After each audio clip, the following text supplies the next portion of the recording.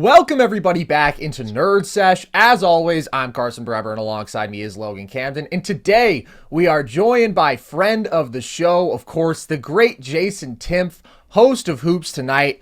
Haven't had you on in a minute, but it's very good to have you here, Jason. How you doing today? I'm doing great, guys. It's great to see you both. It has been a long time since we've talked, which is actually kind of crazy because of everything that we have had going on in the NBA. So much interesting stuff to talk about. But honestly, we've all just been busy. Hasn't been anything personal. I'm excited, though. We're gonna do this more often. I promise that's going to be the longest break we'll take.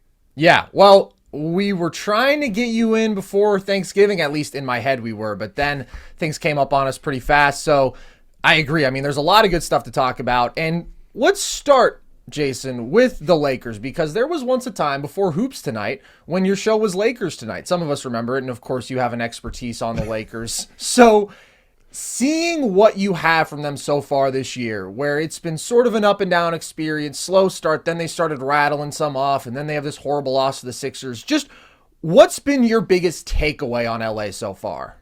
Okay, you trivia guys will know the answer to this. Who's that dude who coached the Cardinals who had the they are who they thought Dennis Green. Who we thought they were. Who was it? It was Dennis Green.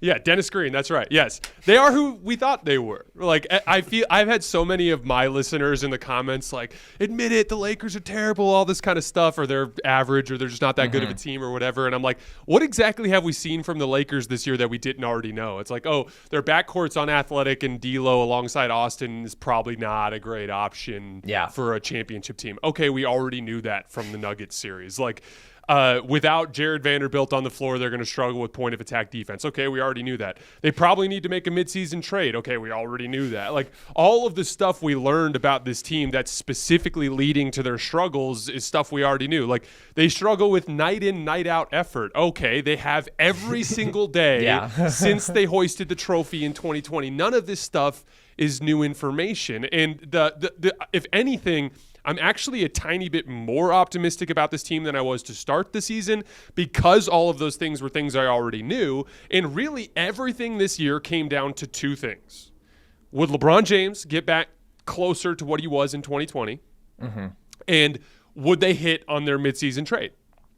And I've had some changes in what I think they should target with that trade. Like, a lot of Laker fans are kind of thinking about Alex Caruso, and that's a specific guy that a lot of people have been looking at. I actually lean more towards a bigger player. The specific guy that I have my eye on is someone like a Jeremy Grant or someone like a Dorian Finney-Smith, a guy who's more in that 6'8", 6'9" territory that can actually play on both ends of the floor. But really, the moral of the story is they've always needed, between LeBron and AD and Austin, two top-tier athletes with high motors that are plus offensive players. And they are always going to have made a trade to get to that point. I think LeBron does look a lot closer to what he was in 2020. I know the scoring volume isn't there, but the efficiency, a LeBron James jump shot is worth almost 1.1 points this year, which is a full 20% up for where it was last year, which is a big deal. Anthony Davis in the post has been a more impactful offensive player. And you know, it's one of those things where I think this team is not going to be the type of dominant regular season juggernaut that people are expecting because they don't have those high motor athletes yet.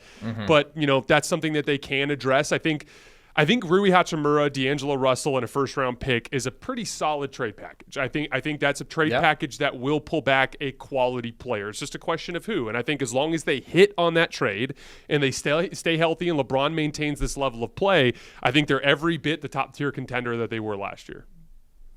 I completely agree with what you laid out, Jason. We shouldn't anticipate a dramatic turnaround from the Lakers without any changes. I want to give a big shout-out to you. You did a clip on social the other day. You were talking about the lapses of effort. They dig themselves these big holes every game, and I can't think of a couple of games that encapsulate that more than the Mavericks game where they fight all the way back. It looks like they're going to come back, and the Sixers spank them. You know, there's general lapses in effort. I still believe in LeBron. Like I mentioned with that Mavs game, that was so weird, those final two possessions, man. I thought LeBron was just going to get downhill to the rack on both of the last two possessions. He chucks a 25-foot jumper and then, you know, throws that pass to AD on the lob. I still believe in AD anchoring the defense, but AD's not going to magically become a takeover number one offensive scorer. So, yeah, I think you're exactly right. I think they have to do something at the deadline to improve.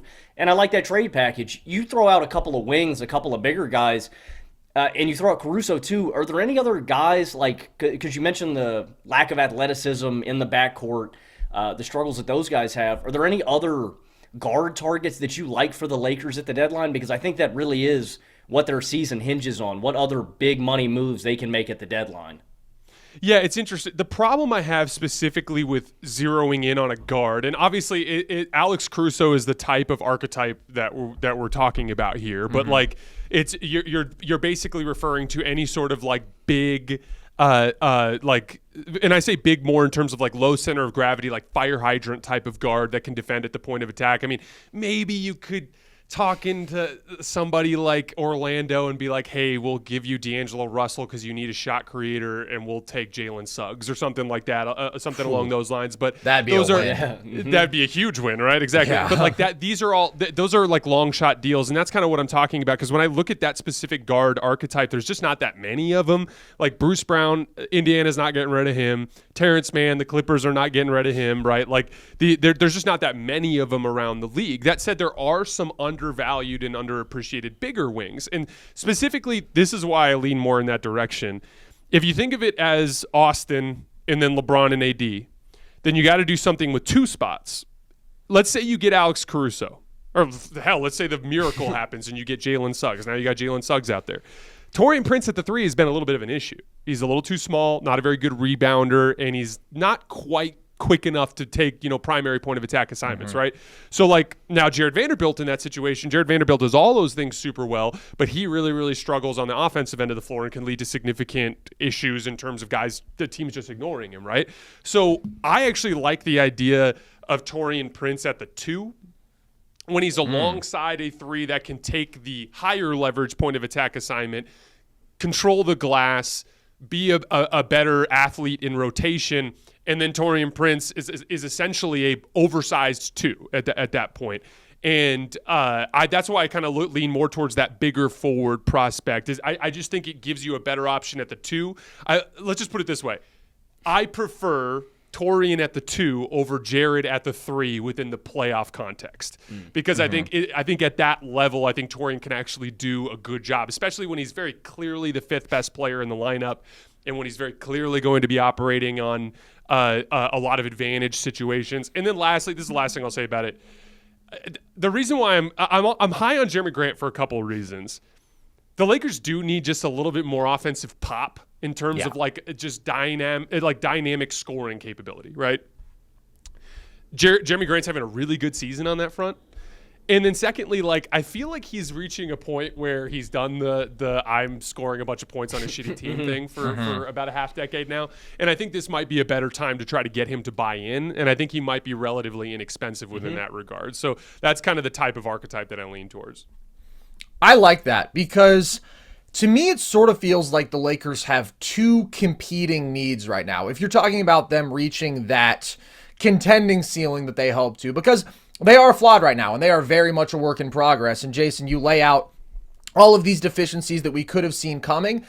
Some of them have been more exaggerated maybe than I would have anticipated. Like, I think personally, I probably undersold how significant the loss of a Dennis Schroeder in that point of attack defense. Of course, it's made worse when you don't have Vando out there either, but I agree with you. I don't really want to play Vando big time playoff minutes because of his offensive limitations, but how valuable Schroeder was in that Warriors matchup against Steph, playing 27 minutes a game. I mean, he really changes some of the dynamics when he's on the floor versus Reeves and D'Lo, who can be more redundant, who have some of the same limitations, and that limits what the Lakers can be defensively. I thought, all right, well, Anthony Davis playing at this level, you can be an elite defense pretty much no matter what, and I just don't think that is the case when the point of attack defense is this much of an issue. But then at the same time, with it, the backcourt is currently configured, or just with the overall offensive personnel they have, I think you're going to run into the same problems as last year, which is you're too reliant on the creation from a guy like D'Angelo Russell, who takes your offense out of rhythm, who takes a bunch of tough shots, who is very erratic because of the degree of difficulty of his shots,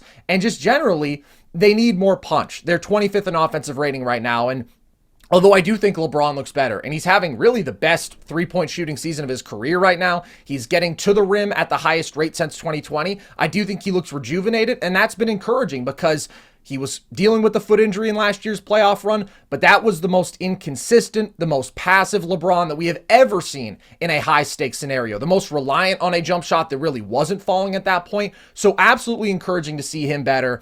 And then AD, to me, I don't believe is ever going to take a meaningful offensive leap at this point. I do think he's been a little better as a passer this year, just in terms of his ability to deal with doubles, find guys on the weak side, cutters, but he's still inconsistent there.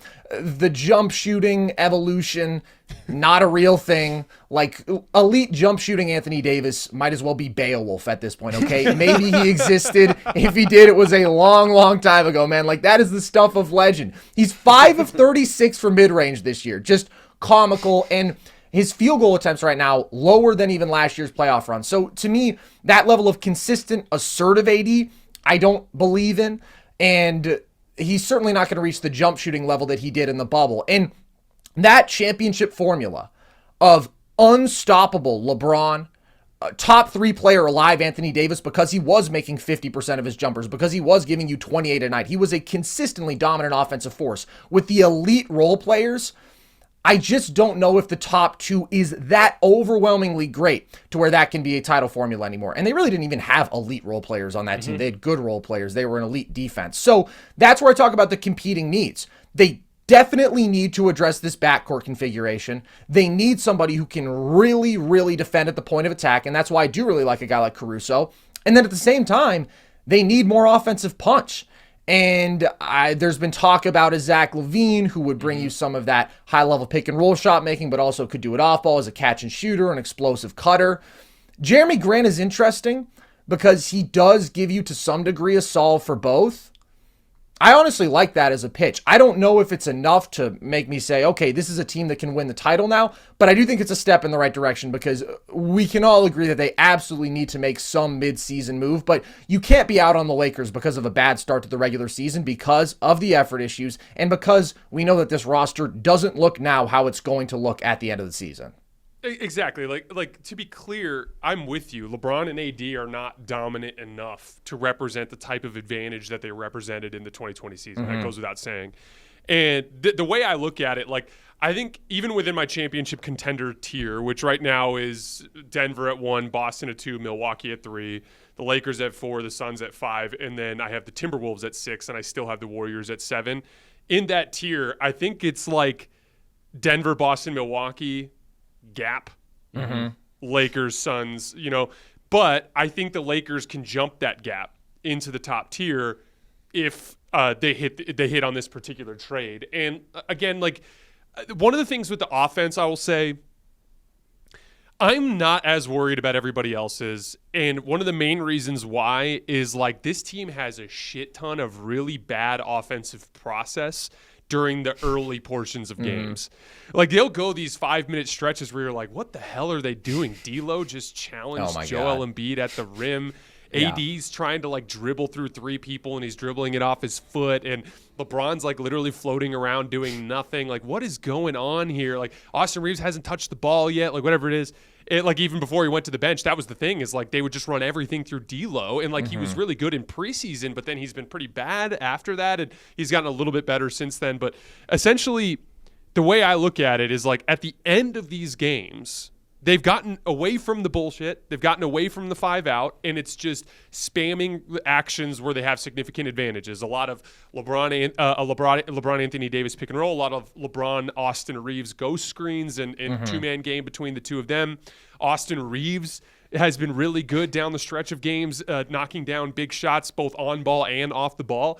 And, like, they've actually, when things really slow down and they have to execute, they've been really good. And, I've seen people mention the shooting. Let me ask you this. If you had a lineup in a playoff series with LeBron shooting the way he has been this season, with Austin Reeves getting back to where he was last season, although he hasn't shot the ball as well, but he has shot it well in crunch time, and a Jeremy Grant at the 3 and a Taurean Prince at the 2. Do you think they're going to have spacing issues? I don't.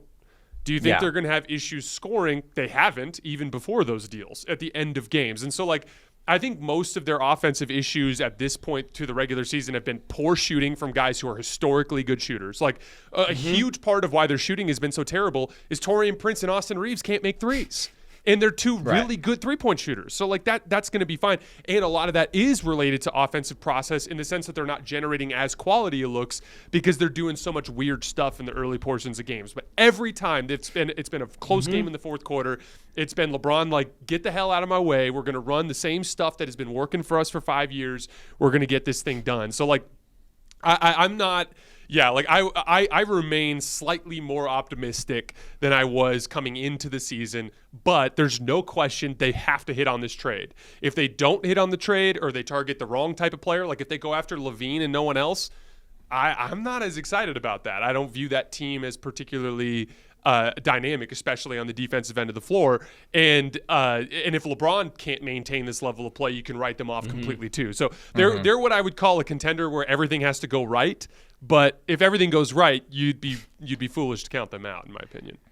Yeah, that's an interesting dynamic this season. Is it feels like, especially out west, there are so many teams where you can see the ceiling, and yet night to night you're very unsure of exactly what they are. But there are some things that are just naturally going to get better. Like you mentioned, the fact that they're 28th in three-point percentage. Some of the health stuff. Gabe Vincent barely playing. Vando injury.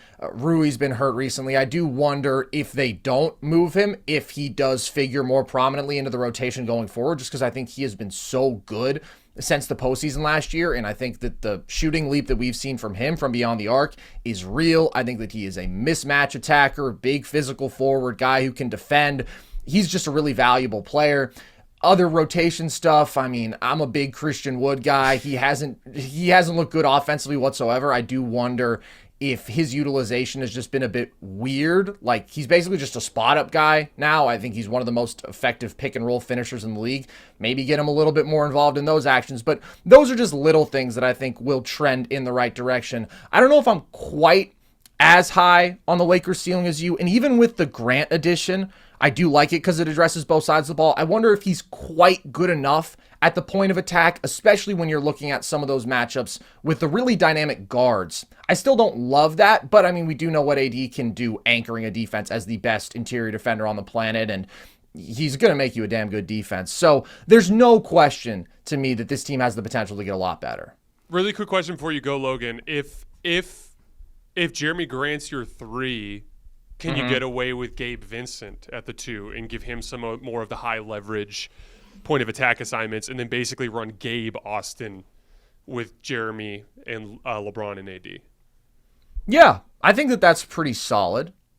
I don't know. I mean, you guys, I don't know, man. I'd rather have Prince there. I'm not a big Gabe Vincent guy, man.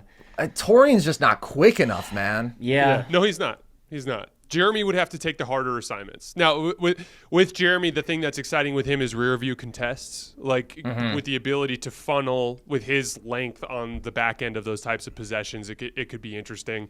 The other thing is I look at that more as a switching lineup. If you're running Austin, Torian, Jeremy, LeBron, AD, you can pretty much switch 1 through 5. And like even if you end up with Austin Reeves in a size mismatch, that's a lot of length and athleticism behind him to rotate out of it. Yeah, and Logan, I mean, to your wincing at Gabe Vincent, it's not going to be Schroeder. You're not going to have a menace. You're not going to have a guy who can hound Steph off ball with ball pressure. Like, that guy doesn't exist unless they make a move for that guy. But is it good enough? I mean, maybe not for them to win the title, but for them to be a pretty damn good defense, I think so. Yeah, I think I'm closer to where Jason is with the Lakers. And preseason, you guys know, I was all in on the bandwagon. I said the Lakers are going to win the title. I think that is the most. I think that is the most encouraging yet frustrating thing about the Lakers is that when this team does have their back against the wall, like you mentioned, Jason, damn, they got a lot of fight in them, and that's what's so frustrating is if you could just get this from whistle to whistle, they wouldn't be in these holes to dig themselves out of it. It's frustrating because you do see the ceiling at the end of games. It's just, can we expect that come playoff time? Let me ask you guys this: if they got rid of a guy like D'Lo, final thing here. Does that force LeBron to, because I know playoffs, he's obviously going to have the ball in his hands more. Does that just naturally make the offense better by subtracting D'Lo? LeBron's going to have to take more possessions. Like, I guess a part of that too is, do you trust AR and LeBron as your top 2 ball handlers? Like, is he going to have enough juice to get through the playoffs if those are your 2 top guys? I think so. If LeBron commits to asserting himself full throttle night in, night out, and Can his body handle that? Not sure, but I think it can more than last year, probably, presuming that he's at full health and he's playing at this level. So I do think there's absolutely an addition by subtraction element there. You can only climb so high with D'Lo in a high volume role whatsoever, when he's going to shoot you out of games, when he's going to dictate your offense for these 5-minute stretches. And you're just like, bro, LeBron and Anthony Davis are out there. And even Austin Reeves is clearly a better basketball player than you. And it's not like those are your only two ball handlers. Like, once you do have healthy Gabe Vincent, that's a really good pull-up jump shooter right there. And that's a guy who can facilitate a bit. So there's always going to be a responsibility on the guard rotation to create offensively, just because LeBron can't do everything at this stage in his career. But I would feel better about them if they moved on from D'Lo, even though he does have that offensive skill and that shot making that you see in stretches. To me, there's just too much of a downside when you consider how he over inserts himself in situations, when you consider the defensive issues in the backcourt and all that. I think Austin needs to get back to where he was in the playoffs last year. I think that's because what sucks is, like, he's been pretty good.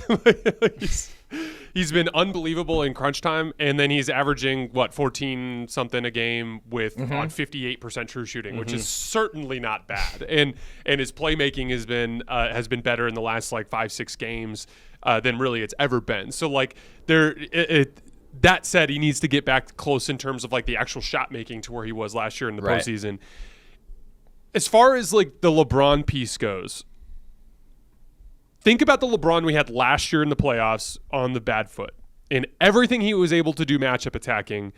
Now add to that a little over a point per jump shot.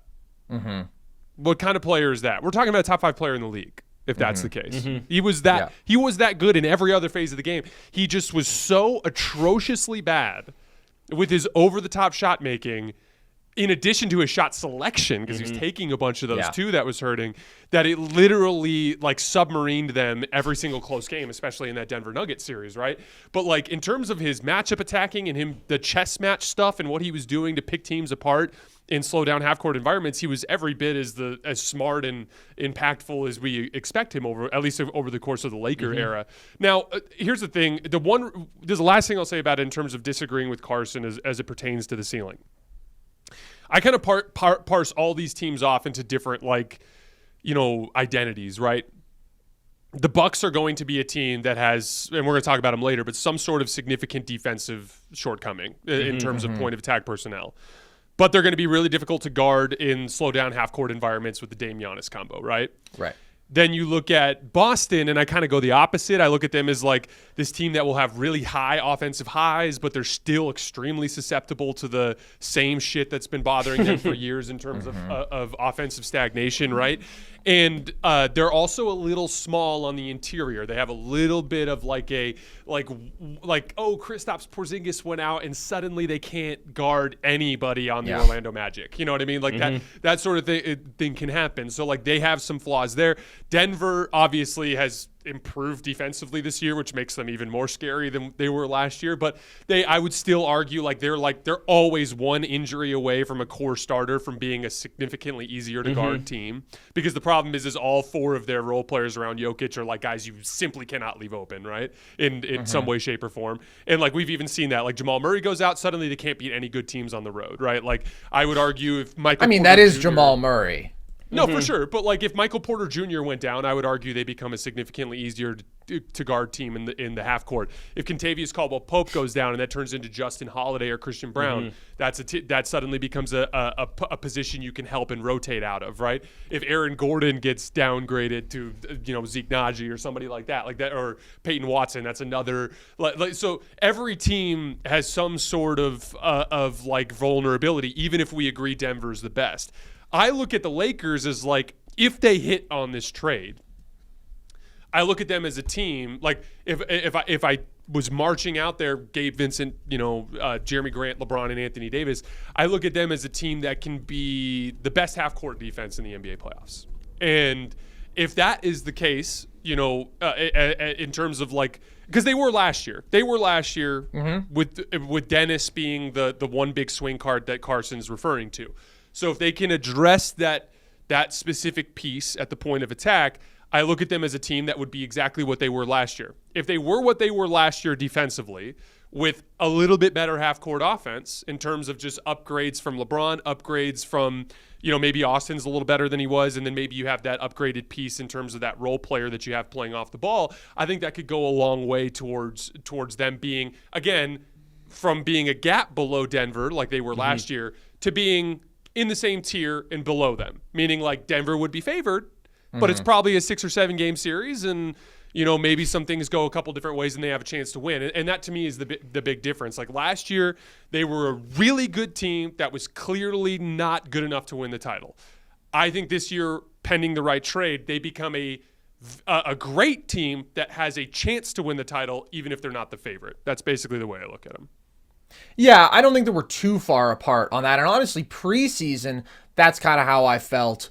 They just have to nail this move. And that's why I can't necessarily like preemptively slide them in to that spot, because there are real questions here that need to be addressed. Totally and fair. Totally. I don't know, man. When I do look at Denver, I don't really see a flaw there. Like if we're talking about, all right, one of their core starters goes out, so they go from being an unstoppable offense to still a top 5 offense, because we saw Jokic do that in the playoffs when his backcourt was Facu and Austin Rivers. And, that core has just continued to progress. Christian Brown is a better player than last year. I think that is a team that is almost infallible right now. So you got to do a lot. They are the best. There's no question that they're the best. But the hottest team in the West right now is the Phoenix Suns, who we have finally got to see, not at full strength, of course. I don't know if we'll ever see that. Bradley Beal continues to be out. But we've at least seen them with both KD and Book, and they've won 7 straight now that both those guys are healthy. So, Logan, I know that you weren't super high on the Suns in terms of where they ranked among contenders in the preseason, and then you started to warm up to them. Do you think, first of all, are KD and Book the best scoring duo ever? And what have been your takeaways from actually seeing those two out on the floor for this nice little stretch now? I'm not ready to call both of these guys the best ever. I think I still prefer Steph Curry and Kevin Durant at the peak of their powers. Steph shooting, the greatest shooter of all time, the floor spacing that comes with that. I put Shaq and Kobe in a tier above, the greatest, best scoring playoff run from 2 stars. Maybe LeBron and Kyrie, but that's a debate for me, is like in that 3 spot. So I'd have KD and Book there. I've really liked it, and I haven't really, I think that one of the biggest concerns about the Suns coming into this season, everybody talked about, was 1, rim pressure with these guys, and then 2, who's going to take over, primary ball handling responsibilities? Who's going to be this team's true point guard? I never had an issue with that. We've seen D Book with the ball in his hands so much for so long that he's improved. He's a legitimately great playmaker now. Like, Book is just a lot to deal with, and when you have both of these guys who can score at all 3 levels so efficiently, in duos in the NBA today, I would say for sure. And then in terms of looking in the past, I'd say the best since KD and Curry. And before that, Kobe and Shaq. They're lethal, man. And I am starting to warm up to them. I said last time we did a NBA update with power rankings, I put the Suns above the Lakers. And, I'm still debating that. Like, that's still a real debate for me. I think there's a higher ceiling that the Lakers can reach defensively, but I really like the Suns' personnel around them. The guys who are going to do the little things, but the Suns are just in a completely different tier of offensive reliability. And so for me, that's the difference maker when we're comparing these teams. Again, as you guys mentioned, we haven't seen Brad Beal. And when we do, what is that going to look like? He's supposed to be the best rim pressure out of the 3. That's not really as big a concern. I think it's more of a concern is how are they going to gel together? Is there enough ball to go around? But that to me is the difference maker. Like, I think I would still probably have Phoenix. Jason, you guys put Carson, for you, are the Lakers 4 as well in that spot? Right now, no, not until they make a move. Yeah, I think I would have Phoenix 4 right now, just because Book and KD are going to get buckets. The Lakers offense is still going to go through those lulls, and that's the distinct difference maker for me. They are one of the greatest scoring duos of all time. Would you guys put them over like Wilt Chamberlain, Paul Arizin? Oh, I love that. What a question, Logan. And no, there's no argument. There's no argument you can put them over the great Paul Arizin. I was going to say Jermaine O'Neal and Ron Artest. Oh, yeah, that's a team that you do not want to play a game of 2s against. I think that they're legitimately a top 5 scoring duo of all time. I couldn't put them at number 1. To me, unless you are like a versatility enthusiast a bag enthusiast, perhaps a post-scoring guard enthusiast. I don't know how you make an argument that Book right now is a better scorer than peak Steph Curry. And at the same time, this version of KD isn't Warriors KD. Not quite, right? He's every bit the pull-up shooter. He's not the same athlete. He's not the same rim pressure. And then, to me, the complementary skill sets of peak Kobe and Shaq, if you're looking at that like 01, 02 range, just so ideal to have the most dominant rim force we've ever seen along with this great perimeter and mid-range shot maker and peak athletic Kobe. That's just the one concern. If we are nitpicking them among the greatest scoring duos ever, KD and Book do a lot of the same things really, really well. And you don't have to flag that lack of rim pressure as like a major concern, but it is still a concern. It can't be ignored when we saw how that drove some of their offensive lulls in the playoffs last year, as good as they may have been overall, and how a really big physical wing like Aaron Gordon, who can make KD uncomfortable and really challenge his jumpers more than other guys, can throw him off of his rhythm a bit. So they're top 5. I wouldn't have them number 1, but I mean, it's an unbelievable scoring duo and definitely the best in the league today. Yeah, let's finish the scoring duo thing first before we go to the Suns, because I have thoughts. But yeah, I'm going to go with Steph and KD. Better version of KD, and then Steph's just a better player than Devin Booker, in my opinion. It's always tricky to separate scoring aesthetics from production, because I also put Kobe Shaq above them. And again, like, it's not going to look as pretty with Shaq just barreling his way to the rim all the time, but in terms of just scoring impact, it's higher. You know what I mean? Like, I think you could make a case that LeBron James and Kyrie Irving circa 2017 was probably a better scoring duo in terms of pure unstoppable playoff scoring, right? Like, it gets a little tricky, but I think we're splitting hairs, because Devin Booker is ascending, in my opinion, to like a pretty ridiculous level. His thing about I thought was so interesting about elevating, going to the right, and specifically what stood out to me about that was the vast majority of right-handed shooters are actually more comfortable shooting pull-up jump shots going to their left. The main reason why is because your body's already canted that way, which makes the most sense. But I also am a shooter that is more comfortable going to my right-hand side, and one of the main reasons why is I really enjoy the footwork of it, in the way that, like, when you're going to your right, it's a more conducive footwork to exploding off the ground. And because you're planting that left, right, and elevating almost like you're going up for a dunk. And then you can actually square up in midair by kind of kicking that right foot around a little bit. And so for me personally, whenever I need to create a jump shot in any sort of like late game situation, I'm always looking to do some sort of step back going to my right hand side, right? I thought that specifically was super interesting, because with Devin Booker right now, I get the same feeling when I'm watching him. Like, when he's coming off of a screen or in some sort of ISO, and he gets a little bit of if he gets enough separation to get into his 1-2, like to get into his footwork, I just think it's going in. Like, he's on a truly unprecedented pull-up jump shooting run. It's pretty incredible. And then the playmaking to go with it, there's a legitimate case to make that he's better than Kevin Durant right now. I'm not trying to poo-poo that duo, so to speak. I just would put Steph and KD and Kobe and Shaq over him.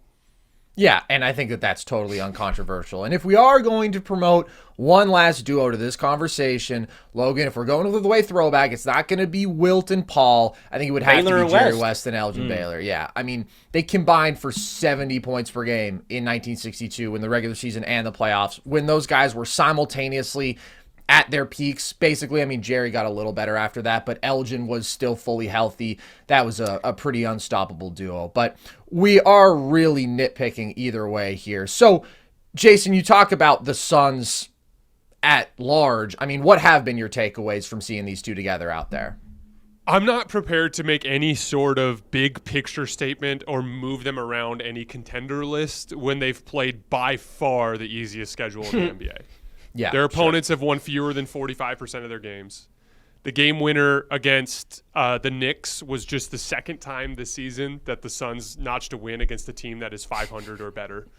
They have been by far the worst fourth quarter team in the NBA by net rating, and I think one of the big reasons for that is you're seeing teams will play normal basketball against the Suns for 3 quarters and get picked apart in their base coverages and play their normal offensive basketball on the other end. But consistently what you're seeing is what's happening at the end of these games is they're throwing the kitchen sink at the stars and their lesser offensive players are missing shots.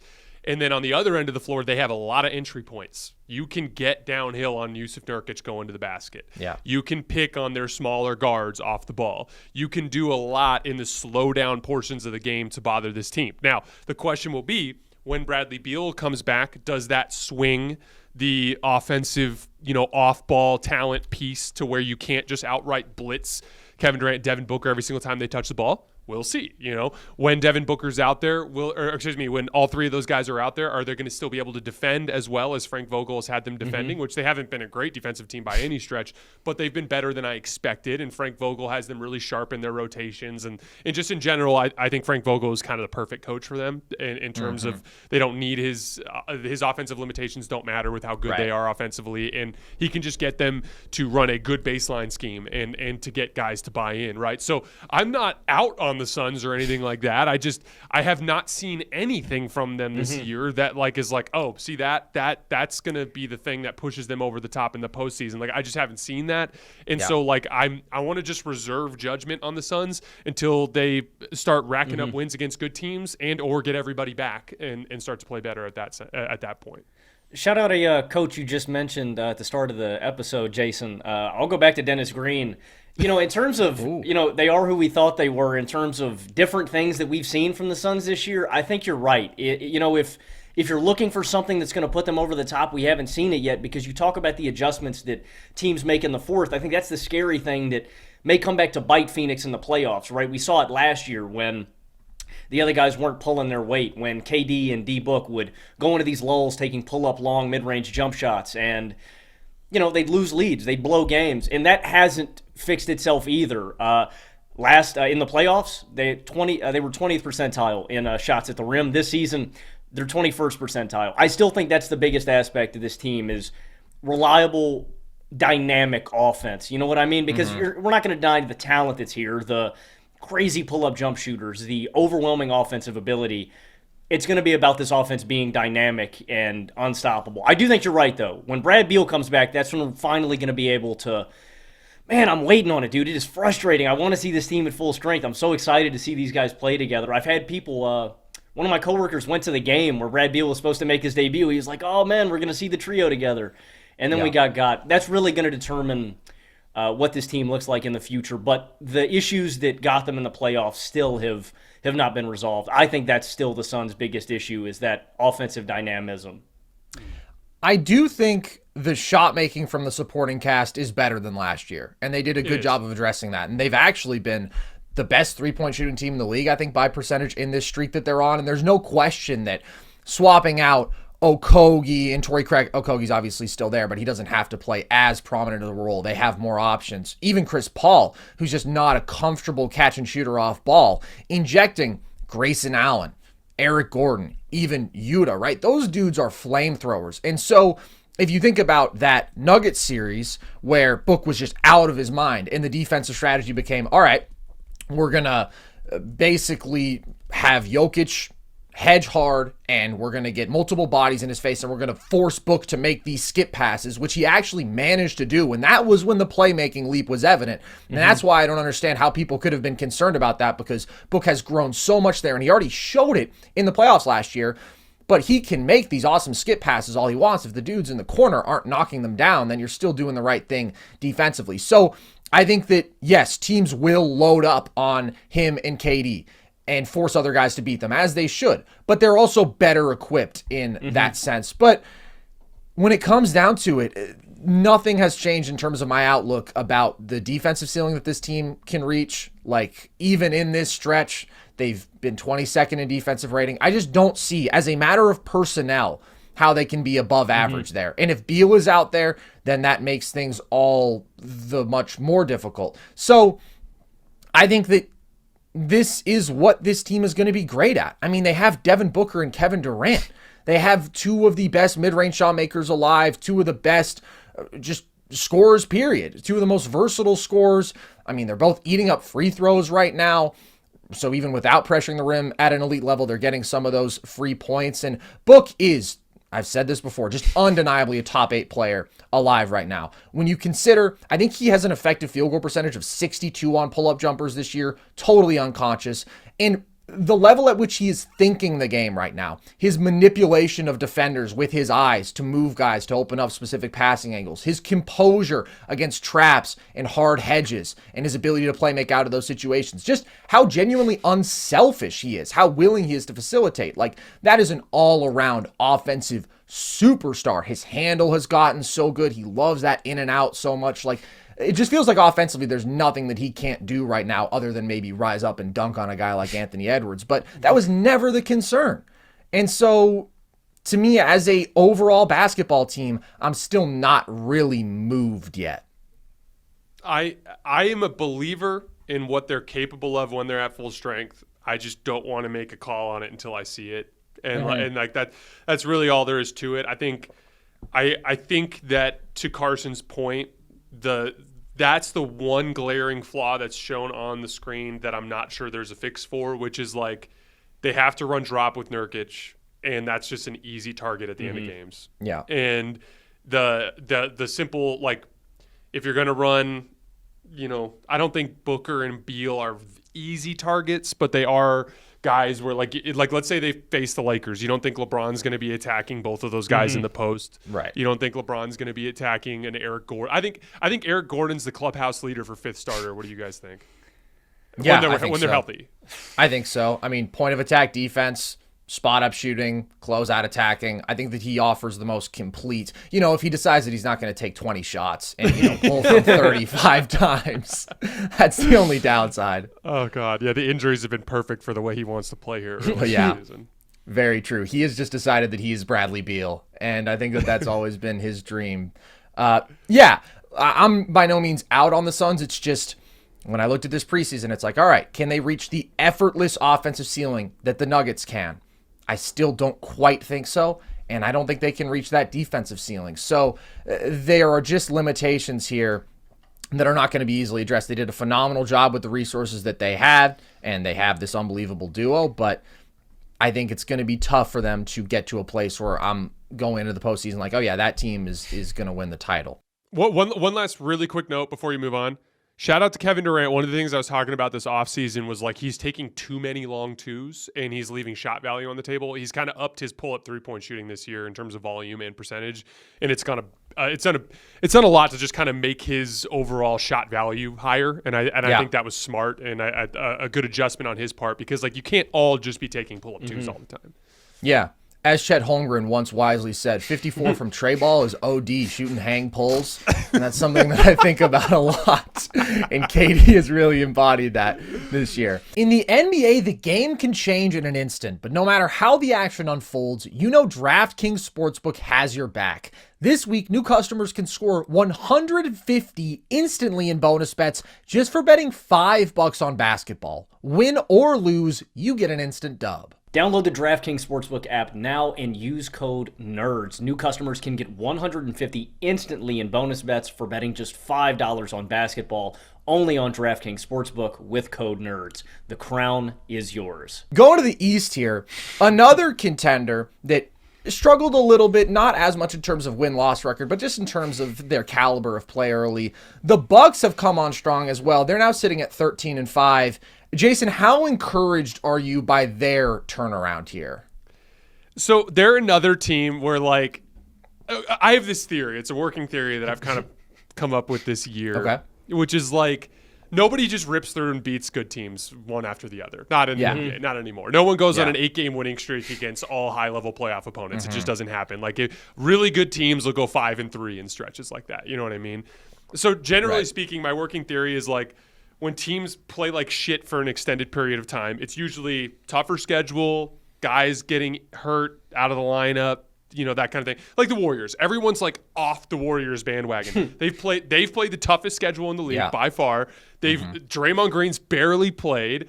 their core players, Klay Thompson and Andrew Wiggins, just not playing well, right? Like, there are clear reasons why they've been struggling, and it's like what'll end up happening is they'll play some weak portion of their schedule. Now Draymond Green's back from his suspension, and they'll rip off like 7 wins in a row, and everybody will be like, "The Warriors are back!" And it's like, and like that's the thing is like when I look at this Bucks turnaround, and by the way, this has nothing to do with the Bucks and their long-term ceiling, but this has been their last 11 games. They played Indy, a good team in my opinion, they lost. They played Orlando, a good team in my opinion, they lost. They played Chicago, a bad team in my opinion, they won. Toronto, mediocre team, they won. Charlotte, bad team, they won. Dallas, good team, they won. There's a quality win for you. Played Washington, bad team, they won. Boston, great team, kind of got killed. The fake comeback situation there at the end of the game. Played Washington, bad team, they win. Played Portland, bad team, they win. Played Miami without Jimmy Butler, that's a mediocre team, and they won.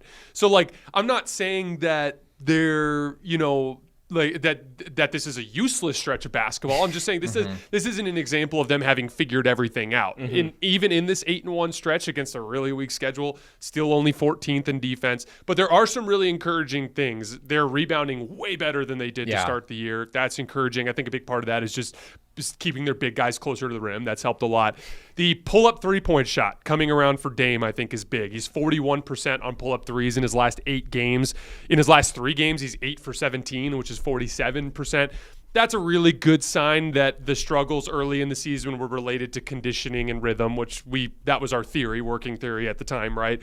Giannis, 35% on non-restricted area shot attempts this year, which is up from 31% last year. 40% in the paint outside of the restricted area, which, again, those are really bad numbers, but for Giannis, they're good numbers. So, like, I'd say that is an upgrade. Really, the one thing I've thought about this team, which I thought before the season, is, I know Malik Beasley's been hitting shots, but you got to upgrade that 2 spot in some way, 100%. Shape, or form. They are in the exact same predicament the Lakers are. They absolutely have to hit on a midseason trade, and they desperately need a high motor athlete. No, Marjon Beauchamp is not the guy for the same reasons Cam Reddish is not the guy, and the same reasons that Max Christie is not the guy. Like you can't be like, oh, the 22-year-old who's fast is the guy who's going to save us. Like that just never is going to be the thing. And I think Beauchamp and Christie might even be younger than that. I'm not sure.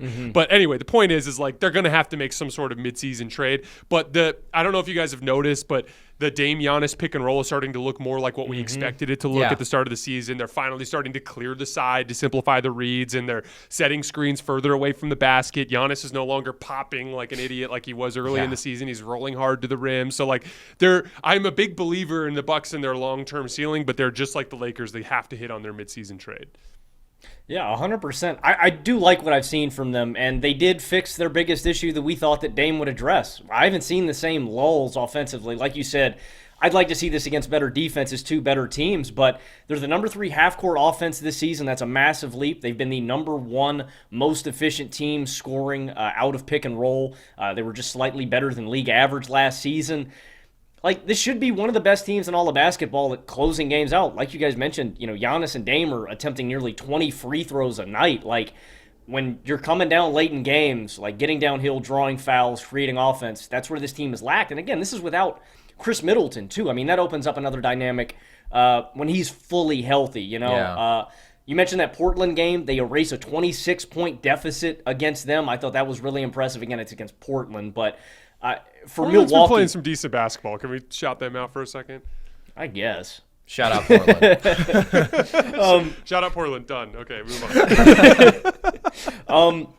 I am still concerned about Milwaukee's perimeter defense. I think that's their biggest issue. You talk about 22-year-olds who can't save them. I was going to give a shout out to Andre Jackson. I guess we'll move past that. I mean, he was an elite defender at UConn. I mean, I don't know. Give him more burn. I'd like to see him get some runway. I guess when Malik's shooting the ball like this, you can't worry about it. But that to me is still Milwaukee's biggest flaw is just guys getting into the lane. Like, it just creates so much easy offense for everybody else. If it's a kick out to the corner, if it's another kick, them getting into the lane just creates offense for this and for the opposing team. So that's what Milwaukee needs to clean up. Again, I think the guys on the perimeter are just small, and that is their biggest issue. I'd like to see Andre Jackson Jr. get some burn, considering he's a rookie. I don't think that he's the solution. I'd like to see him get some PT because he's a lock. He's good in transition. He's a smart ball mover. Like, he's a good connecting piece that I'd like to see get some play. But Yeah, I think it is going to hinge on the midseason move and whatever 2 or 3 that Milwaukee can acquire. 100%. That is another team that absolutely, in an ideal world, should be on the market for Alex Caruso. They just don't have any assets. I mean, they don't have a 2029 first rounder to dangle out there like the Lakers. I mean, they have shipped everything out. So I don't know what that package for a good point of attack defender looks like, but there's no question they have to address it with a move. And compared to Malik Beasley, I like Beauchamp more, honestly. Like, Malik has been a flamethrower as of late, but I just think he's more capable of defending and he can still knock down those shots. But yeah, you can't play him 28 minutes a game in a playoff series. Andre Jackson, I do like his tools defensively and athletically, and I think he's smart. Offensively, he's just not skilled enough to be a guy you play 20 minutes a game in a playoff series, and they need those guys. So I am Javon Carter. I was about to say. Yeah, well, yeah, seriously. I think we could work up a Photoshop of him in a bunch of I would like to see that a lot, because now that I think about it, that could be something. Yeah, it is just brutal when these teams let guys go. Like the Lakers with Caruso is obviously the epitome. But Did when you they hear Jovan yesterday say that people inside the Lakers are still pissed off about that? Yeah, of course. And there's a lot of blame shifting. I want to be like, here's the problem. There's blame shifting because it's all the person at fault is the person who signs all your paychecks. That's why no one is actually willing to point the finger in the correct direction. Yeah, but I mean, I don't know how you get over that as a front office, especially considering the value that he signed at. But when it comes to the Bucks, I do feel slightly encouraged, I guess, by this run, but I agree with Jason's point about the strength of schedule. And this offense is humming, but that was never my concern. Like, they're fourth in offensive rating now. This is an elite three-point shooting team. Of course, Dame's pull-up jumper was going to start falling. The one thing that has encouraged me is that his pick-and-roll synergy with Giannis has been better. I was really disappointed in that through the first handful of games. I just thought Giannis was setting really lackluster screens. I still don't think that he sets good screens, but he has been rolling harder. He's been making better decisions as a short roller.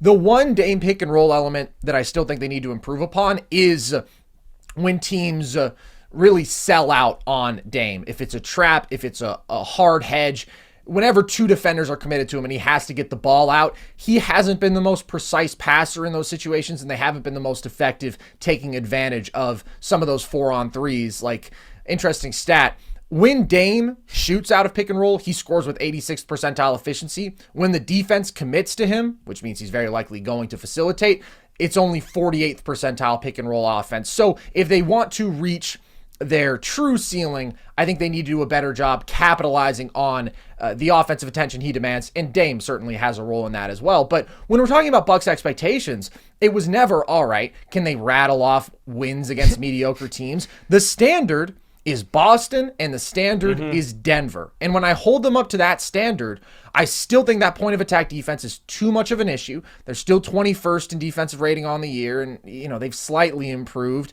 I think Dame's effort there has improved a bit, but it's nothing meaningful. It certainly doesn't move the needle. And when I look specifically at that Boston matchup, now that we have seen them head to head, it's interesting because it felt like a couple years ago or in recent years, Milwaukee had such physical advantages there because their front line was so big and so strong, which is still the case, but also then in the backcourt, you had Drew Holiday, one of the biggest, strongest point guards in the league. And now when I look at the perimeter personnel, the guards and the wings, I mean, the Celtics have such advantages. Derek White and Drew Holiday now. That is a big athletic backcourt. And then on the wings, you have Jalen and Jason. And it just felt like they could sort of repeatedly target Milwaukee's perimeter personnel and win those matchups over and over again. And they're just playing better basketball right now. We, I guess, won't really know if they've solved their issues until it comes down to the last 4 minutes of a playoff game and Jason Tatum has to make good decisions as a ball handler and a facilitator and all that. It's so hard with Boston because of that. It's like you can't really tell. Like, they could win 17 games in a row right now, and I'd be like, I don't know. Yeah, like, seriously. I do think at this point Milwaukee is flawed enough to where I would pick Boston over everybody in the East. I would still take Denver. And I do feel like they're a smarter team now that you have a guy like Drew in there, but I don't know. I do worry about some of those same issues, but that's just a damn good basketball team right now. So holding Milwaukee up to that standard, I still think they need to improve, and I'm worried about the assets they have to make a meaningful move, but I would absolutely pick them over everybody in the East other than Boston. And we did a show a couple weeks ago where we talked about if they were the most disappointing team in the league. And I still would have picked them over everybody other than Boston in the East. I'm disappointed because I thought they could win the title. I mean, they were my pick to win the title. I thought they would every bit be the caliber of team that Denver is, and they're just not there right now. Is Chris Middleton ever going to get back to what he was in 2021? That is another key point. Thank you for bringing that up, Jason, because it was cracking me up when Logan was talking. He said, without Chris Middleton, I mean, he's out there. Well, I mean, he's just not really doing much, man. To answer your question, Jason, I'm not optimistic. The one thing that encouraged me was the level that he found in that Heat series. It was a small sample size, but he is just such a special contested shot maker still that his shot quality doesn't have to be very high for him to still be a very good offensive player. But he is just such a limited athlete at this point. And when is he going to be ready to play more than 20 minutes a game? And how many times has he scored 20 points level? in a game this season? Take a guess, Carson. I mean, I want to say 0, maybe 1. 1? Is that your guess? Sure. What about you, Logan? I'll say 1. It was 0. Oh, I had it. Yeah, that feels right, dude. And he could be such a good tertiary shot maker. And we saw it, dude, in a title run. He dropped 25 a night, and he stepped up, and he was that big-time shot maker late in games. What do you guys think? Because that is the other primary concern here. It's point of attack defense, and it's what Middleton is reasonable to expect at this point.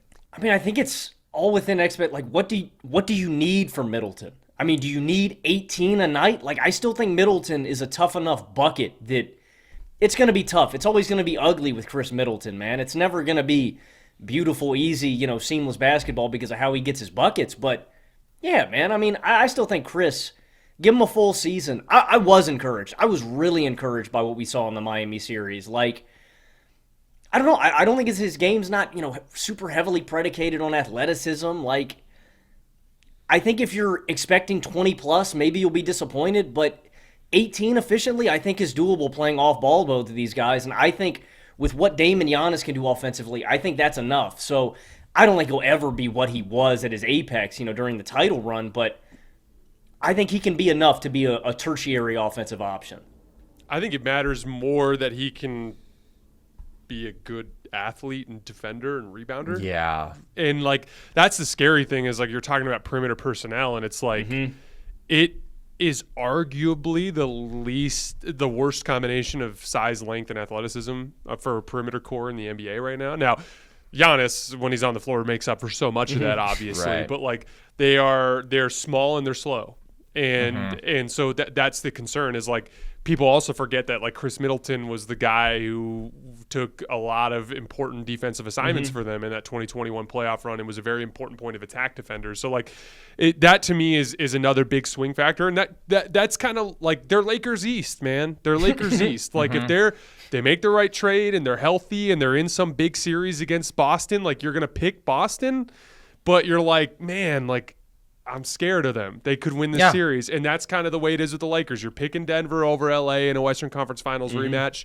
That would be the smart bet. That'd be the bet that I would make. But if you were if it was Game 5 and it was 2-2 and LeBron's got the ball and it's a tie game, you're shit, they might pull this off. That's the kind of thing that's kind of where I'm at with both of those teams.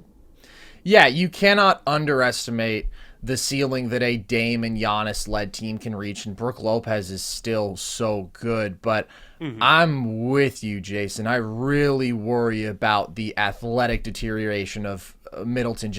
He's not average in any of those capacities at this point, and with all of the issues alongside him on that perimeter defense, it's going to be a lot to overcome. So we'll see if they can pull it off. They are trending in the right direction. And Chris looked a little spry last night against Miami, I thought, for whatever that's worth. In terms of just the way he was moving. Yeah. I do really worry, though, about the expectation of him being healthy for a playoff run at all. Exactly. When a guy goes basically 2 years and he's on a minutes restriction the entire time, or he's just not out there, and he's in his mid-30s now, or I guess still his early 30s, but it's not great. Okay, let's move on from the old to the young here, because this has been an unbelievable season for specifically the 2020 draft class, which at the time wasn't viewed as a super strong class.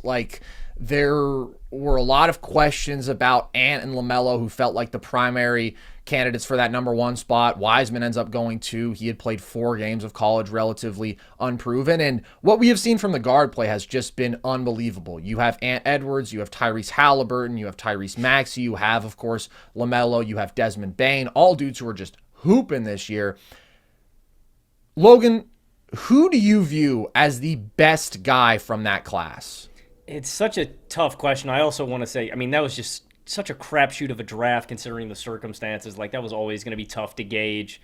With that draft process. Because, I mean, a lot of these guys slip. Like, Maxey slips, Haliburton slips. Dude, I can't believe I'm saying this because of how high I've been on Anthony Edwards for so long. I think I'm going to say Tyrese Haliburton. I don't know. Like, I think there's a gap in terms of, like, Ant's athleticism and the defensive ceiling that I think Ant can reach. All of his tools together. Like, I think one day he's going to be a really great playmaker because of the pressure that he puts on the rim. I think he's got scoring champ potential. But what Haliburton's doing right now, like, I don't know. It seems like Haliburton's going to be one of the best offensive players in basketball for the next decade, right? Like, it's just easy. He's such a genius. I was so elated on draft day when Haliburton fell to the Kings. It was a match made in heaven to me because in the pre-draft process, you saw it. It was the genius passing, man. And he's one of the best passers that I've seen, one of the most creative passers that I've seen. The one question mark I had always was, is that janky-ass catapult jump shot going to go in? And it does. Like, I don't know, with how wide his base was, with how he moved, it's like, oh, you know, his jumper's a little slow, it's janky. Like, I don't know if it's going to translate or guys going to be able to block it because of how long it takes him to get up. It's reliable. Like, this year, I just never saw 25 point per game scoring out of Haliburton. He's 26, 12, and 4 on 67% true shooting right now. He's shooting 55% on pull-ups, 53% on pull-up threes. Like, I think there is an MVP ceiling with Anthony Edwards that is going to be realized, but what Haliburton's doing this year is MVP caliber, and I just don't see how it's, you know, what's going to be different. How do you stop this? It's not, you know, his game isn't super predicated on athleticism. It's genius playmaking. It's great shooting. You know, I don't see how, you know, Haliburton's going to regress or take a step back from what we've seen this season. And it's tough because Maxey and LaMelo are top-notch too. But, yeah, I think I'm going to go Haliburton right now, man. So, this is a crazy guard draft. Yeah. Unreal. Because we forgot Desmond Bane in there too. Mm-hmm. And then these are lesser guys, but these are other guards that I like. Emmanuel Quickley is really good in my opinion. Cole Anthony has won me over this year. I know it sounds crazy, but like... No, those are a couple Logan Camden favorites those right are there. my guys. IQ and Cole Anthony. Trey Jones is a guy I like out of that draft. And then Isaiah Joe is another guy that I like out of that draft. Like, Carson, can you think off the top of your head any specific draft that was more loaded at the guard position? 96? I mean, 1996, we'll yeah. But like, if back we're to you. looking... I'm going to read my top 5. I ranked them. I'm going to read my top 5, and then I want you to tell me what you think is the best guard draft outside of that. So I put Desmond Bane at 5. I think he's awesome, but he's more or less reached his ceiling. I think in terms of athleticism and his lack of length, I think he can't get too much better than he is right now. Although he's shown some flashes of higher level pull-up shooting in the last couple of years, and his playmaking is getting better. I put LaMelo Ball at 4. I actually think his ceiling is closer to Ant's than maybe any of the guys, but... Two specific things put me off with LaMelo. One, he's really struggling to bridge the gap between like his incredible highlight ability and like actual steady, like good shot selection, making the right reads, like that kind of thing. Like that to me is something where he's a little bit of a loose cannon, and I'm not sure if he can ever really get over that. And then it's the health. Like he's already missed 85 games in his NBA career, and he's about to miss a bunch more. I'm also a little freaked out because his brother had all sorts of issues. So like that kind of holds LaMelo down for me. Tyrese Maxey I have at 3. For him, it's just being undersized and a really poor defensive player that kind of holds him back, although he is trying. But he's made huge leaps this year as a playmaker and as an isolation scorer and a lot of specific things that look great. I give a slight edge to Ant over Tyrese Haliburton. And here's why.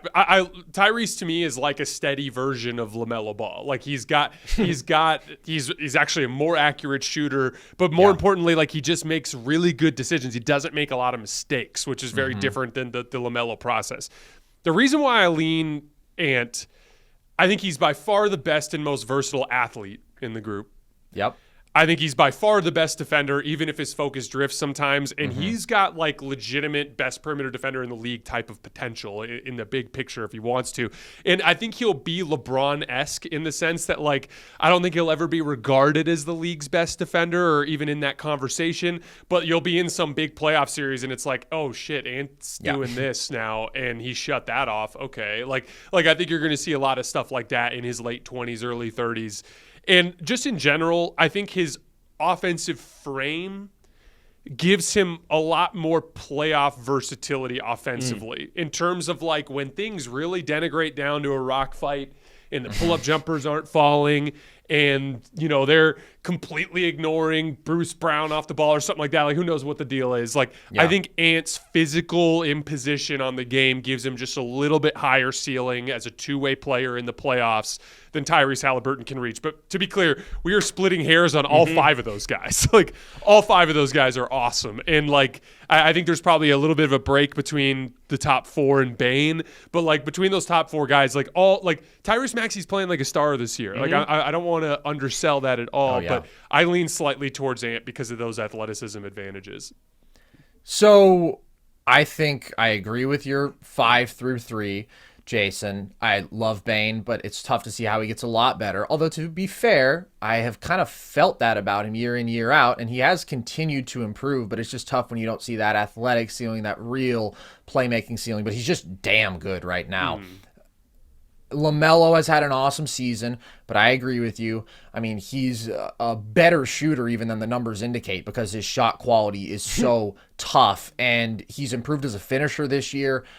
I do wonder what he looks like in a more structured, serious basketball situation, and if that maybe does help address some of the recklessness that you see from him at times, but I still think he has to be at 4 because the top 3 are just so great. I mean, I don't know who you would rather have as a number 2 option, just the brilliant level of shot maker that Tyrese Maxey is. I mean, there's a couple guys, right? I would rather have Kevin Durant, but like I've been such a huge fan of Maxey for so long, and he has been incredible.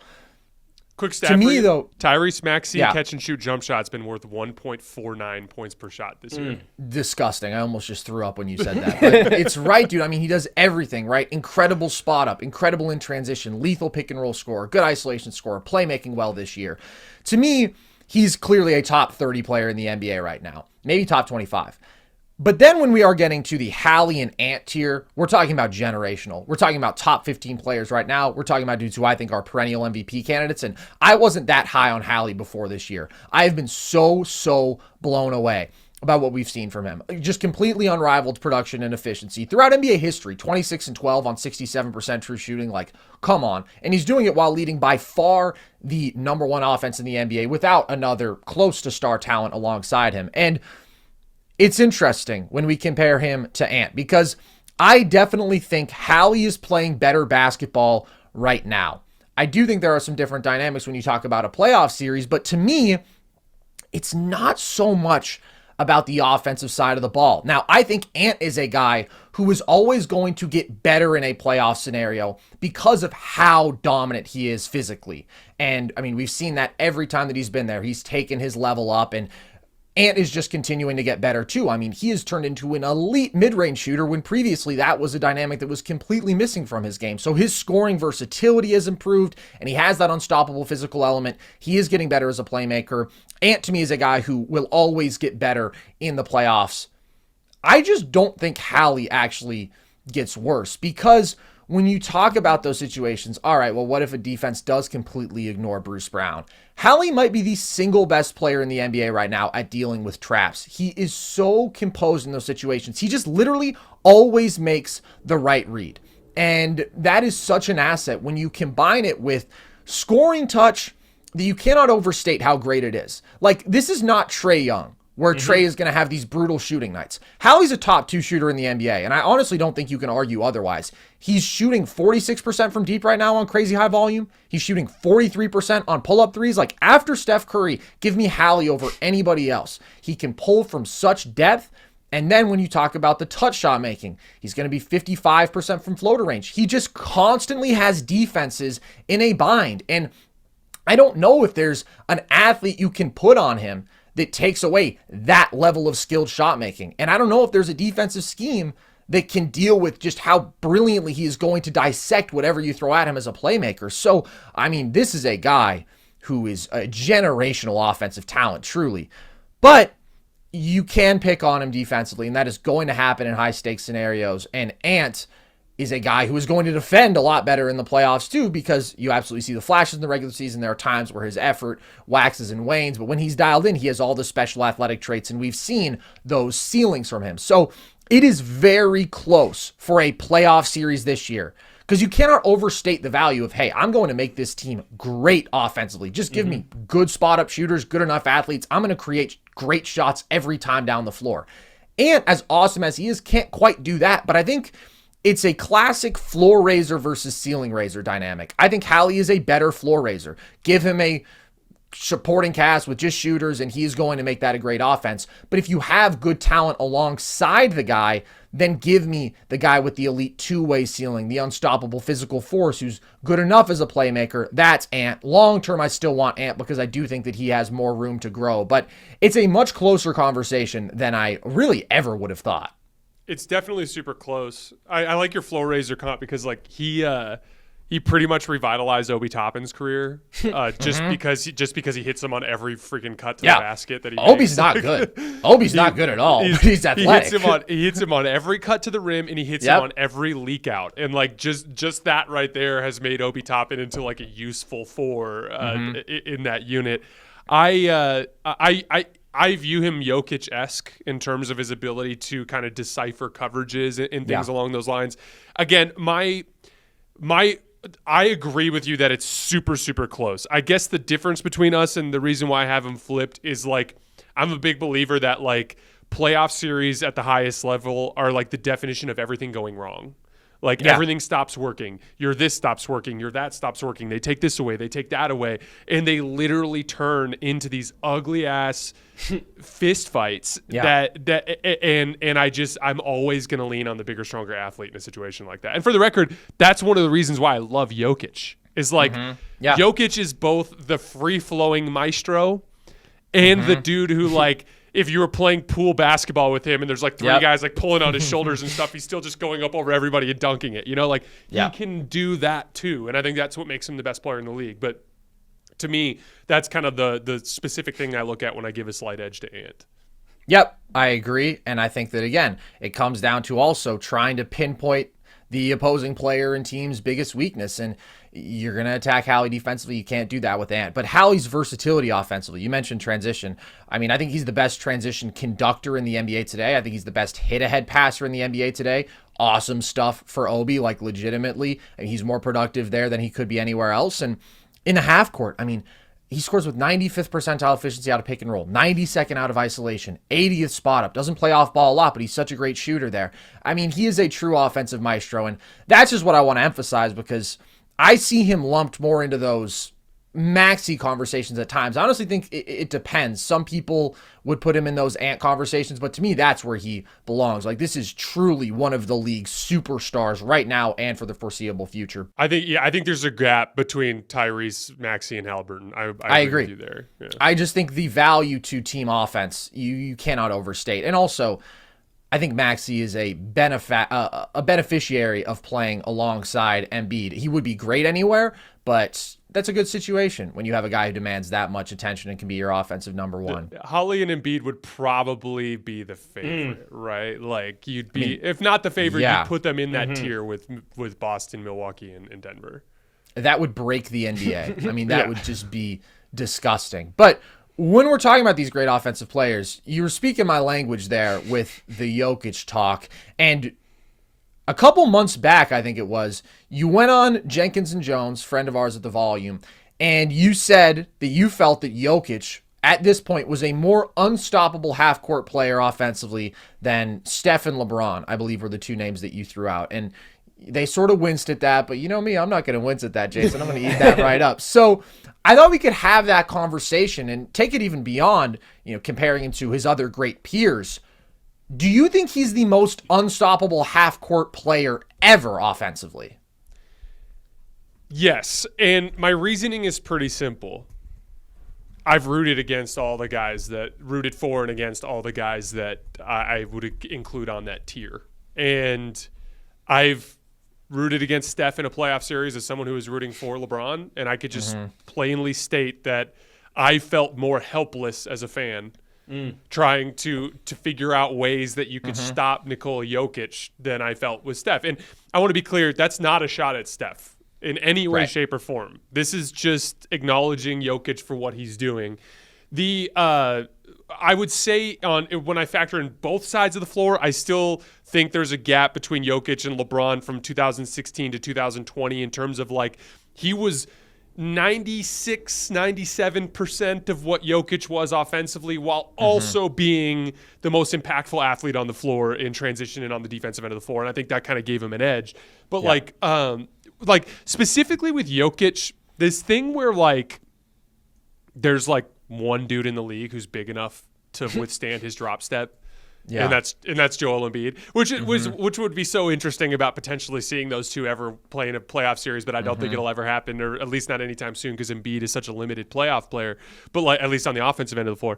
But he's one of those guys that's so transcendently big that when we watch other guys that we consider to be big NBA players, he rips through them like tissue paper. It's the craziest thing. And it's a simple combination of he is constantly operating with a physical mismatch combined with unbelievable touch to the point where if he gets to anywhere within 15 feet of the rim, there's damn near a 75% chance that it's going in. Yeah.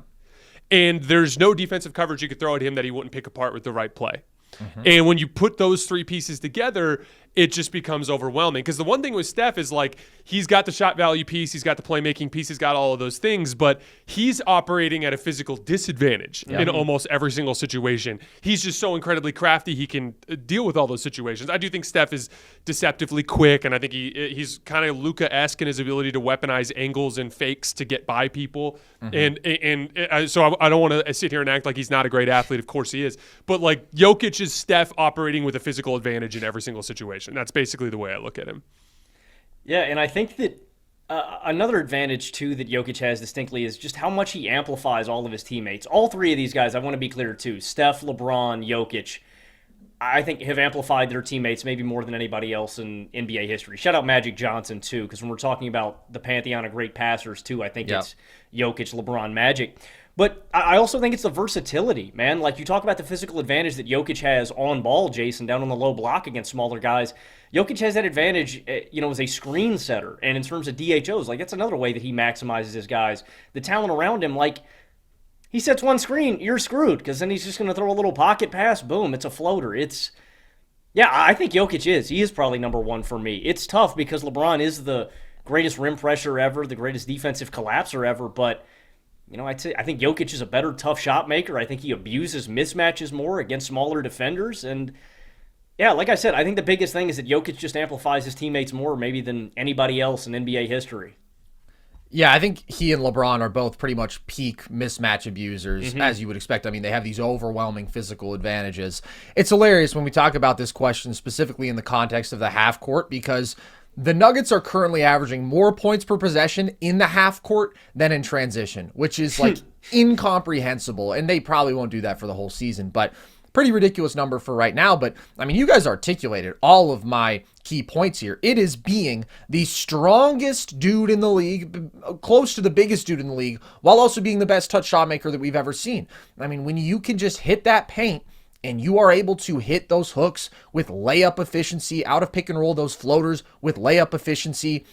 And then if they dig, you make the right read every time. If they give you a hard double, you make the right read every single time. That is truly, truly unstoppable. And that is the advantage over Steph, who is operating from the perimeter, who is susceptible to more shot variance there.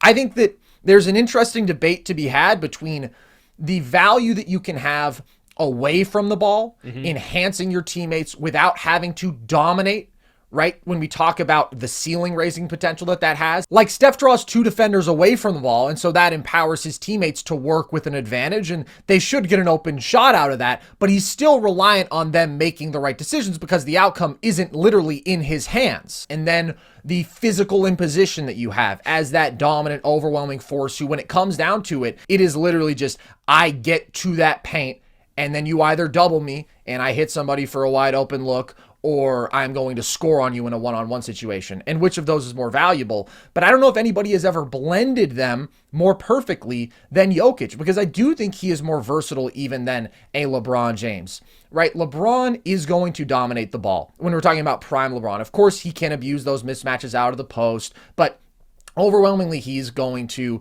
run a whole lot of pick and roll, and then it's probably going to be a kick out to a shooter or a good look for him around the rim. And that's great offense. But if you do manage to cut off a LeBron drive, he's not that great an intermediate shot maker. I just think there's even more dimensions to what Jokic does when you're talking about the unstoppable post offense, but then how great he is out of pick and roll, both as a scorer and a playmaker, as the roller, and then at times even as the ball handler. The fact that you can run Iverson cuts for this guy, the fact that you can set down screens for him and he's this awesome shooter, the fact that he's just a great spot up shooter, period. Like, I've just never seen a guy this complete offensively. And the passing versatility too, because of how dominant he is from everywhere on the floor. Like, I don't know if anybody has ever been quite at that level of, all right, it's a post up. Well, I'm totally comfortable throwing the lob up to Aaron Gordon, just as comfortable as I am making the bounce pass to him, just as comfortable as I am hitting this skip pass to this shooter, just as comfortable as I am hitting the kick out to the nearest guy. It's just like to have every single option on the floor be a great one every time he touches the ball. He has literally just optimized offense. Like, his complete control of the game from everywhere, to me, is unrivaled. And the way that really embodies itself is in the efficiency, because he has every single option at all times. He never really has to take a bad shot. And by his standards, it's really tough to even find a tough shot. But if you look at peak MJ, peak LeBron efficiency, even those guys are like 4% true shooting better than league average. Well, that's over the course of their careers. Jokic these last 3+ years is over 9% true shooting better while he's scoring at this unbelievable volume. He has been the best scorer alive for a few years, in my opinion, because of how well his game translates to the playoff stage, where he's been dropping 30 a night on elite efficiency. The only guy who can match his volume is Luka, and Jokic is doing it much more efficiently. If you look at this stretch since Jamal got hurt, and take out that one game he got ejected against the Pistons, Jokic is averaging 32, 15, and 10 efficiently. And that's a stretch where his 3-ball is off. Like, that's a down shooting stretch. So I think that you put it in a great way, Jason. I don't know if anybody in the half court has ever made defenses so thoroughly helpless, and the team impact now we're looking at is unrivaled as well. Like, if you look at on-off stuff, I mean, this is on pace to be the second straight year where Denver's offense is 19 points per 100 possessions better with him on the floor. That's a better number than LeBron has ever had. That's a better number than Steph has ever had. Not to say that's a perfect metric, but it certainly matches up with what you feel.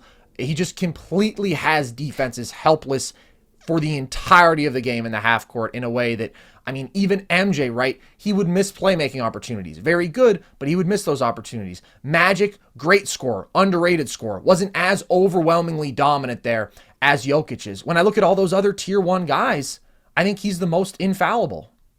LeBron just never had a non-restricted area go-to move that he could go to that was like comfortably over a point per possession. And he was so dominant in every other way offensively that it was still incredibly impactful. But like that to me is like the one little bit of difference that makes him 96% the offensive player that Jokic was, is the fact that he just has the ability to, in the event that you build a wall and keep me away from the rim, and you somehow have great athletes gapping off of all the off-ball threats, and you're going to force me to take this tough shot, like I can get, 1.2 points per shot on it. Like, this is crazy.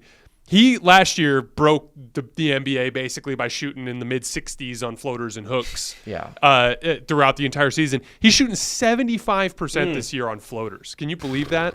It's absolutely unbelievable. The one thing I will say, Carson, We talked a lot about this before the postseason last year, and Nuggets fans were quick to remind me that a lot of it had to do with his wrist.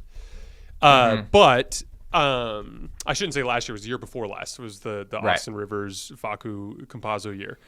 But he has been a little up and down as a perimeter shooter. Like, if you go back 4 years, he was like pretty bad, and then he was pretty good, and then he was pretty bad, and then he was pretty good, and then this year he's been missing his perimeter jump shot again. I do think in order for him to be as inevitable, to quote Thanos, to be that as inevitable as he was last year in the postseason, he's going to need to be hitting the mid-40s in his three-point shot like he did during that playoff run.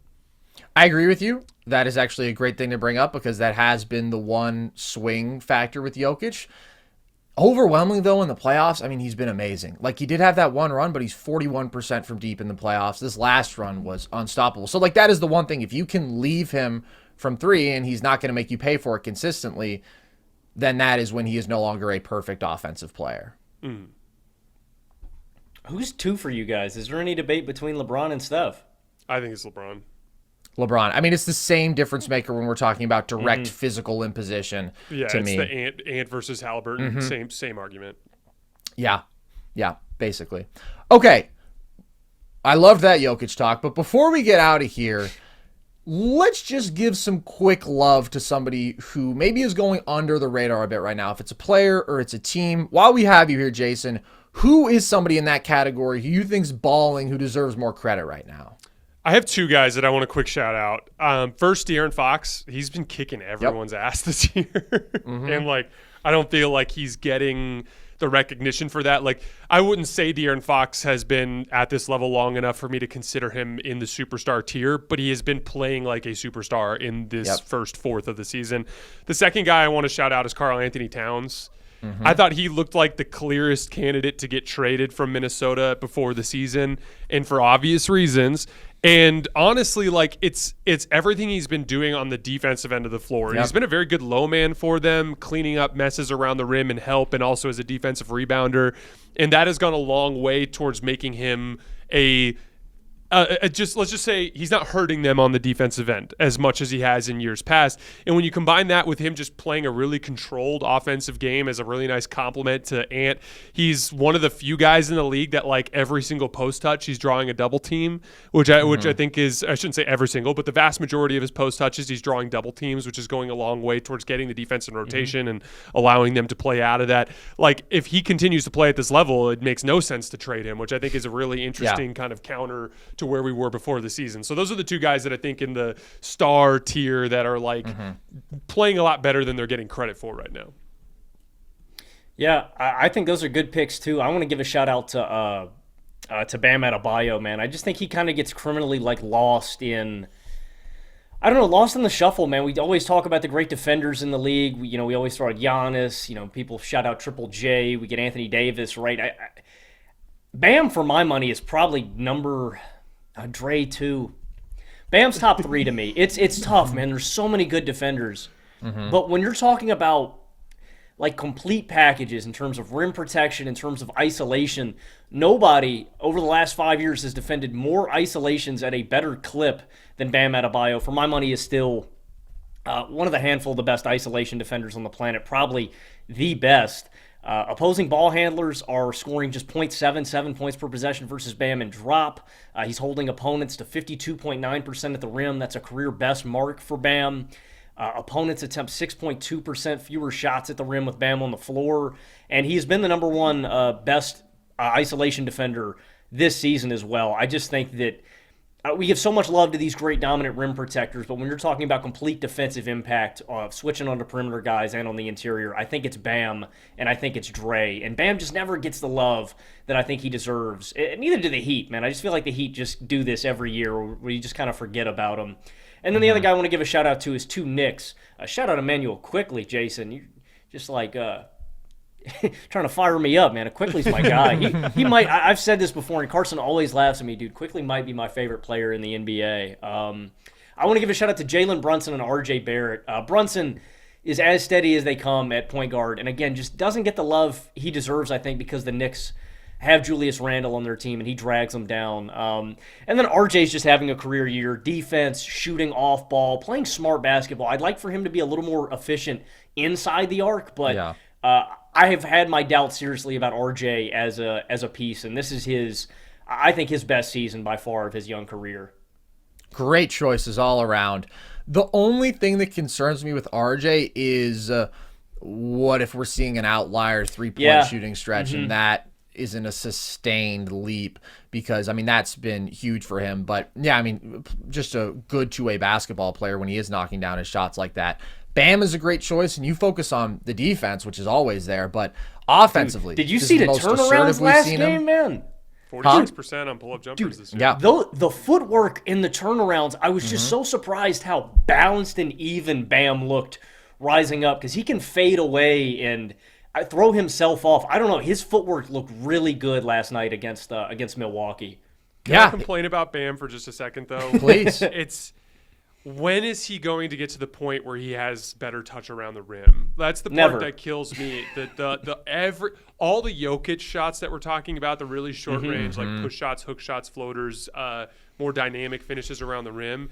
That was a huge problem for the Heat in the playoffs last year, and because he gets a lot of opportunities there, and I just wish he could, like, that's what's crazy is you're seeing kind of like his best pull-up shooting season, but his touch still is just not there, and I don't know when that's going to happen. And it's frustrating too, right? Because this is a lot of these stretches where Bam is really good offensively come without Jimmy, where he's eating as a mid-range jump shooter. They're running him in DHOs. Like, he'll look like a completely different offensive player.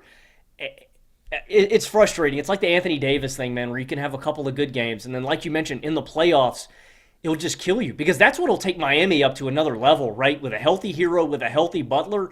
If Bam could reliably give you 23 and 6 a night efficiently, like, it's just it would legitimately take Miami's offense up another notch.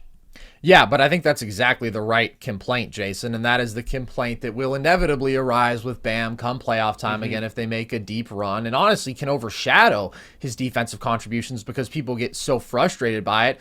He was 39% from that 3 to 10 foot range in last year's playoffs. Really, really cost them in one of those Denver games. I can't remember which one it was exactly, but that whole series he was rough. And then this year, he's only 42% from that range. Just not good enough. But he is shooting well from mid-range. He's being more aggressive, which can also be an issue for him. So he's playing very well. But De'Aaron Fox was who I had written down, especially now that they're coming off of back-to-back wins against the T-Wolves in that very strange game against the Warriors that they stole. But the dude's dropping nearly 30 a night.